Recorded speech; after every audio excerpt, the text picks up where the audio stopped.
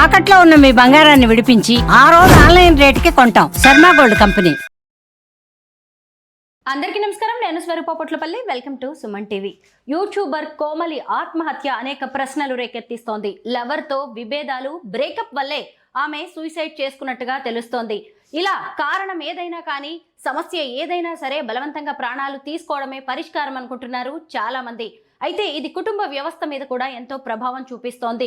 ముఖ్యంగా సగటున రోజుకి 10 మంది వరకు ఇలా సూసైడ్స్ చేసుకుంటున్నట్టుగా అధ్యయనాలు చెబుతున్నాయి. ప్రస్తుతం నాతో పాటు ఉన్నారు సీనియర్ అడ్వకేట్ పూజారి నాగేశ్వరరావు గారు. ఆయనతో మాట్లాడదాం. నమస్తే నాగేశ్వరరావు గారు. మీరు కూడా చూసారు కదా, కోమలి అనే అమ్మాయి జస్ట్ BSc చదువుతుంది. ప్రియుడితో వచ్చిన చిన్న గొడవ వల్ల ఆమె ఆత్మహత్య చేసుకుంది. దీని మీద మీరేమంటారు? నేను చాలా సందర్భాలలో ప్రతి ఒక్కరికి చాలా స్పష్టంగా ఏం చెప్తున్నా అంటే ఏంటంటే, బంధాలన్నీ బలహీనమైపోయినాయి. కుటుంబ వ్యవస్థ అనేది కుప్పగూలిపోయింది. ఈ విషయాన్ని నేను కొన్ని వందల సార్లు ప్రతి వేదిక మీద నేను చెప్తూ ఉంటే దాన్ని జోక్గా తీసుకోవడం అనేది మన ప్రజలకు సర్వసాధారణం అయిపోయింది. కుటుంబ వ్యవస్థ అనేది ఎప్పుడైనా స్ట్రాంగ్ ఉంటేనే సమాజం స్ట్రాంగ్ ఉంటుంది, సమాజం స్ట్రాంగ్ ఉంటేనే దేశం స్ట్రాంగ్ ఉంటుంది అనే విషయాన్ని కొన్ని లక్షల సార్లు నొక్కి వక్కానించి చెప్తున్నా కూడా మన ప్రజలు ఏంటంటే దున్నపోతు మీద వానబడ్డట్టు ఎవ్వని కాడ ఏమనుకుంటున్నారంటే, ఎవ్వడెట్టిపోతే నాకెందుకు, నేను తిని పడుకున్నా లేదని ఆలోచిస్తున్నారు. ఇప్పుడు నేను ఏమంటా అంటే, ఇప్పుడు కోమలిది తీసుకుందాం అనుకుందాము. ఒక యంగ్ జనరేషన్లో ఉన్న ఒక అమ్మాయి ఒక జీవితాన్ని ఎంతో అనుభవించి జీవితంలో ఎన్నో ఉన్నత శిఖరాలకు చేరుకోవాల్సిన ఒక అమ్మాయి ఆత్మహత్య చేసుకుంటే ఓకే, అది ఎప్పుడు కూడా కుటుంబంలో తప్పు, దాంతోపాటు సమాజం తప్పు కూడా అని చెప్తాను నేను. ఆత్మహత్య కానీ హత్య కానీ ఎప్పుడు జరుగుతుంది, ఇది చాలా స్పష్టంగా చెప్పిన నేను. మళ్ళీ ఒక 1000 సార్లు మళ్ళీ చెప్తాను నేను.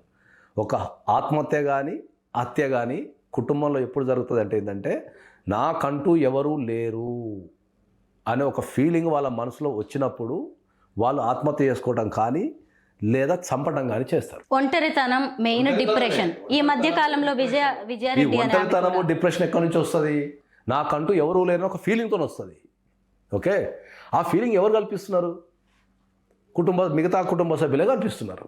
ఏమైనా డబ్బు గురించి మాట్లాడము, లేకపోతే రకరకాల కారణాలతోని కుటుంబ సభ్యుల మీద ప్రెజర్ పెట్టడంతో ఒక కుటుంబంలోని ఒక సభ్యుని అర్థం చేసుకోకుండా రకరకాల ప్రయత్నాల వల్ల ఈ చావటాలు చంపటాలు అనేటివి చాలా ఎక్కువైపోయినాయి.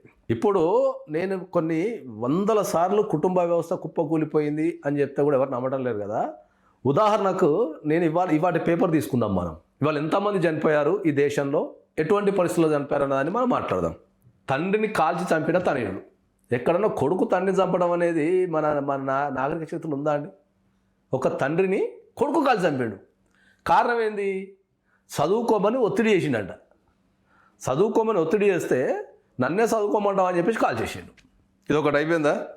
ఇది రెండోది. ఇప్పుడు మనం ఇప్పుడు ఏదైతే టాపిక్ మాట్లాడుతున్నామో, ప్రేమ విఫలమై యూట్యూబర్ ఆత్మహత్య, కోమలి.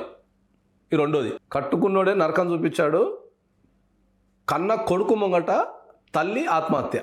కన్న కొడుకుని రూమ్లో కూర్చోబెట్టి, కొడుకు నువ్వు ఆత్మహత్య చేసుకోకు అని ఏడుస్తుంటే వాడి మొగడే ఆత్మహత్య చేసుకుంది. ఇది ఎంత దారుణం అంటే, ఆ పిల్లగాని యొక్క మానసిక పరిస్థితి ఏముంటుంది? ఒక తల్లి తన కళ్ళ కూడా చనిపోతే, ఒక చిన్న పిల్లగాని కళ్ళ కూడా ఒక తల్లి చనిపోతుంటే ఆ పిల్లగాని యొక్క మానసిక పరిస్థితి ఏముంటుంది? 3 అయినాయా? ఇంకా చూపిస్తాను నేను. ఇదంతా ఈరోజు పేపరే. బాసర IIITలో విద్యార్థి ఆత్మహత్య. బాసర IIITలో విద్యార్థి ఆత్మహత్య. భార్య 3 పిల్లల గొంతు కోసిన తండ్రి. భార్యని 3 పిల్లల్ని గొంతు కోసి చంపేసిండు. అరే, ఇప్పుడు ఒక సంఘటన, ఇప్పుడు ఈఆర్ పేపర్లో తండ్రిని చంపిన కొడుకు, ఓకే, ప్రేమ విఫలమైందని ఆత్మహత్య చేసుకున్న ప్రియురాలు కోమలి, ఓకే, తర్వాత కళ్ళ ముంగట భర్త అక్రమ సంబంధం పెట్టుకుంటని చెప్పేసి కొడుకు కళ్ళ ముంగట ఆత్మహత్య చేసుకున్న తల్లి, ఓకే. IIITలో ఈ దేశానికి ఉపయోగపడే ఒక యువకుడు IIIT చదువుకోవడం అనేది పెద్ద విషయము. అట్లాంటి ఒక యువకుడు ఆత్మహత్య. పిల్లల్ని ప్లస్ 3 పిల్లల్ని గొంతు కోసి చంపిన తండ్రి. ఇప్పటికీ అవి చెప్పుకున్నాం మనం. ఇక ఇది ఈ పేపర్ని మనం ఓపెన్ చేసుకుంటా పోతే 10 ఉన్నాయి. ఎవ్వరు కూడా ఎవరి కాళ్ళు నాది నేను మంచిగా ఉన్నా నేను తిన్నా తప్ప, మనిషి అంటే ఒక సంఘజీవి. సంఘంలో ప్రతి ఒక్కరితో కలిసి జీవించాలి, ప్రతి ఒక్కరిని మంచిగా చూసుకోవాలి, తాను మంచిగా ఉండాలి అనే విషయాన్ని మర్చిపోయి, ఓకే, చావు కూడా ఈ దేశంలో చచ్చిపోవడమో చంపటమో కూడా అత్యంత సాధారణ విషయం పెద్ద కుటుంబాలలో. అవును, అంటే ఇవాళ మనతోని అదే ఎవరైనా అంటున్నా, చనిపోయినా మనిషి రేపటికి నార్మల్ అయిపోయి మళ్ళీ ఎవరి అయిపోతున్నారు పనులు వాళ్ళు వాళ్ళు. That's what I'm చేసుకుంటున్నారు. telling. అత్యంత ఇప్పుడు మన కుటుంబంలో మనతోని కలిసి తిరిగిన ఒక అన్ననో, ఒక తమ్ముడో, ఒక కొడుకో, ఒక తల్లో అత్యంత దారుణంగా చంపబడుతున్నా కూడా ఆ విషయం ఒక నార్మలైజ్ అయిపోయింది. కుటుంబాలలో హత్యలు, ఆత్మహత్యలు అనే విషయము చాలా చిన్న విషయం అయిపోయింది. మరి కుటుంబ వ్యవస్థ మీద ఈ కుటుంబము ఇంతగనము అదైపోయినప్పుడు ఈ కుటుంబ వ్యవస్థ అనేది ఎవరు పోరాడాలి? ఈ కుటుంబ వ్యవస్థలో ఉన్న విలువలు ఎవరు నేర్పాలి? గవర్నమెంట్ పట్టించుకోదు. ఓకే, దీనికి సంఘాలు లేవు. ఓకే, దీనికి ఇన్స్టిట్యూషన్స్ లేవు. మరి ఏం చేయాలి? సమాజంలో జరుగుతున్న మార్పులను ఏం చేయాలి? కుటుంబం అంటేనే మనకు ఒక దేవాలయం లాంటిది, లేకపోతే మనకు ఒక ఆనందాన్ని ఇచ్చేది. మనకంటూ ఒకరు ఉన్నారని చెప్పేసి మన కుటుంబానికి వెళ్ళి కుటుంబంతో గడుపుతుంటాం మనం. అరే అసలు ఇది సమాజానికి ఏమైంది? ఎవరు ఆలోచిస్తున్నారు? తండ్రిని చంపిన కొడుకంట, తండ్రిని కొడుకు చంపాడు. అసలు ఇది ఏమని చెప్పాలి నేను ఇప్పుడు? ఇది కలికాలం అనుకోవాలా, లేదంటే మన మానసిక స్థితిలోనే మార్పులు వస్తున్నాయి అనుకోవాలా? ఇప్పటికైనా కూడా ప్రజలందరూ మేల్కొని కుటుంబ వ్యవస్థని చక్కదిద్దే పని చెయ్యకపోతే రేపు అందరం అదే కుటుంబంలో పడి సావటమో, చచ్చిపోవడం, అంటే ఒక చేత చంపబడటమో, లేకపోతే మనమే చచ్చిపోవడం అనేది జరుగుతుంది. నిజమేనండి, అసలు మీరు చెప్తారు అదే చెప్తున్నా కదా. అరే దానికి మొన్న సునీత అనే ఒక అమ్మాయిని ఎల్బీనగర్లో గర్భంతో ఉన్న ఒక అమ్మాయిని చంపేసాడు మాజీ భర్త వచ్చి. అదే చెప్తున్నా, కుటుంబ విలువలు అనేటివి పడిపోయినాయి.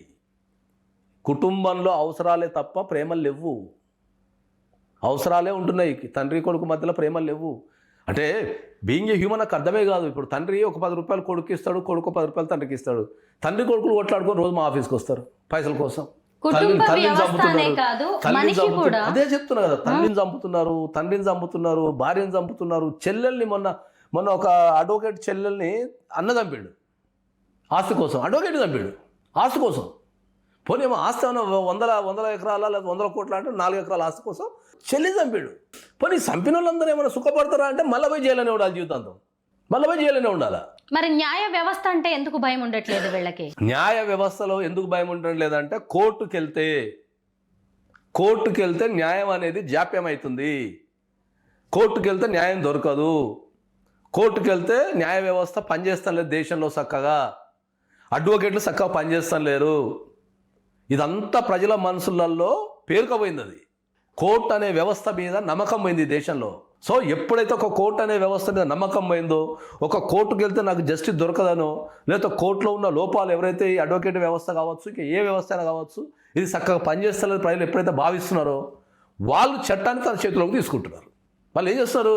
చట్టాన్ని చేతిలోకి తీసుకొని చంపడమో లేదంటే చచ్చిపోవడమో.